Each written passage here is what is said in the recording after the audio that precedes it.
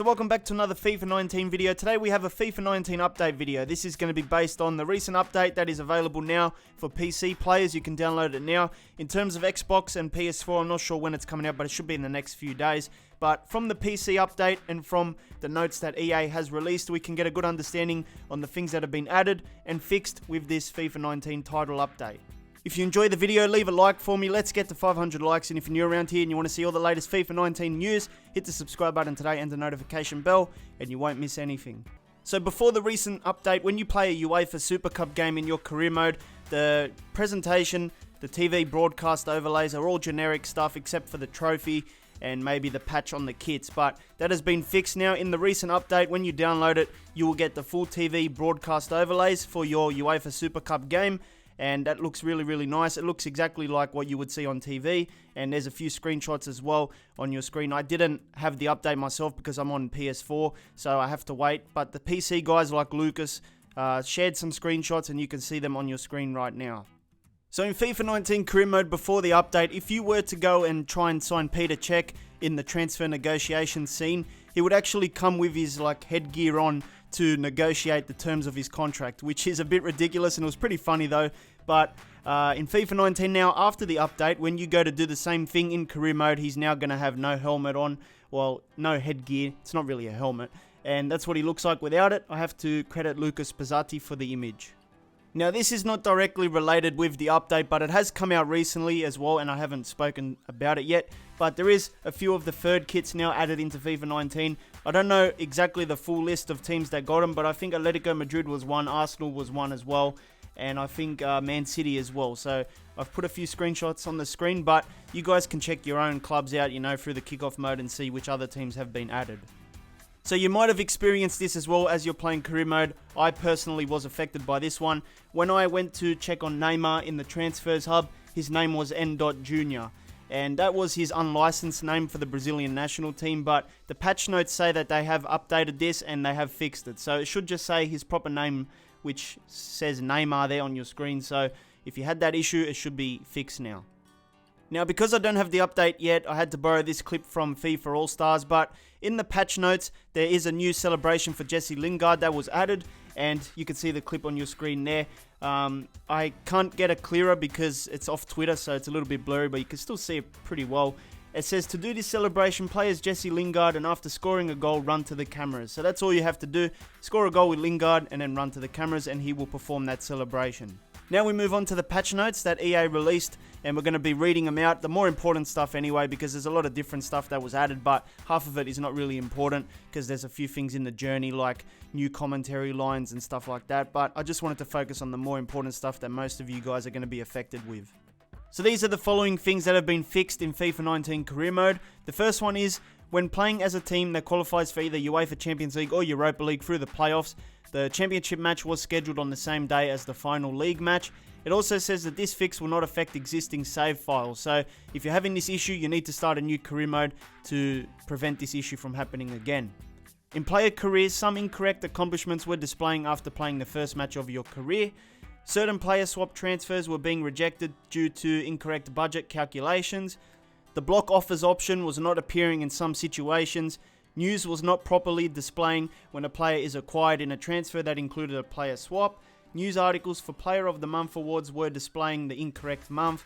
Visual customizations to Alex Hunter and Danny Williams were not being properly displayed during negotiation scenes in career mode. So those were all the career mode fixes. A few of you guys have been asking me whether there was going to be a gameplay patch with this first update, and this is what EA has to say about the gameplay. They say, first off, we wanted to address gameplay. Due to significant community feedback stemming from FIFA 18 and early into FIFA 19, the gameplay team is limiting changes to gameplay in the first stages of release. So the idea here is to only make targeted fixes in an effort to keep the overall balance and feel of the game consistent while we continue to gather in-depth feedback from our passionate players. In short, we want players to learn the systems. While this is an initial theme, we do not want our players feeling like we aren't addressing feedback or taking action regarding concerns from our player base. We don't want FIFA 19 to get drastic changes, but we are absolutely monitoring for bugs or tuning what needs to be addressed in future patches. So basically what they said at the moment was they want to keep the gameplay pretty much the same as it is at the moment.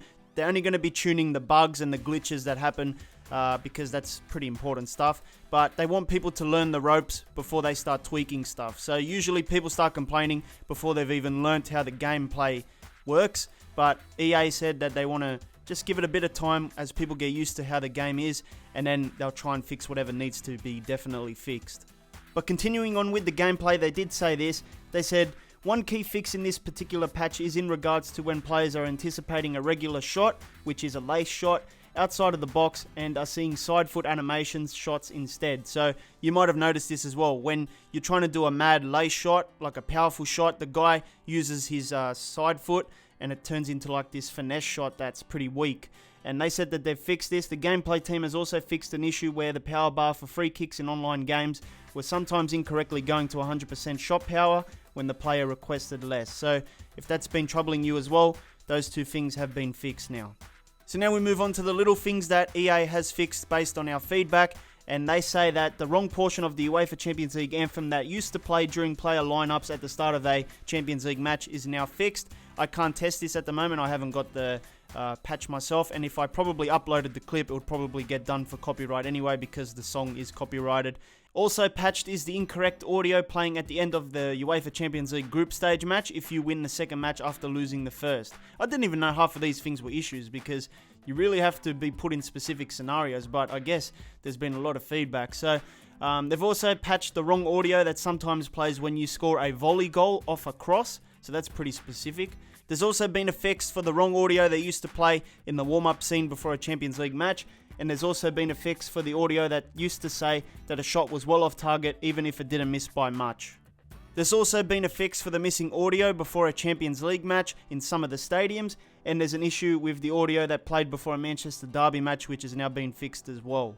There's also been fixes for the Chinese Super League team names that were not being mentioned in intro audios, and the player to watch audio sometimes not playing despite the overlay showing, and there's also updates to some of the ad boards displayed in the stadium, and they've also corrected some instances where kit clashes involving the referee were taking place.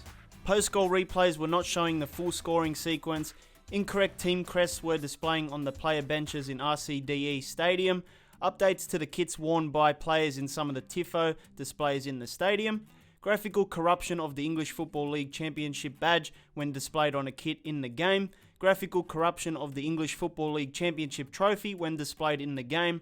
TIFOs were appearing on the wrong side of the stadium for some teams. The Liga NOS team Os Belenenses was being displayed as just Belenenses. Sorry if I pronounced that wrong. Updates were also made to the team crest for Belenenses and to the banners and flags that display in the stadium for that team.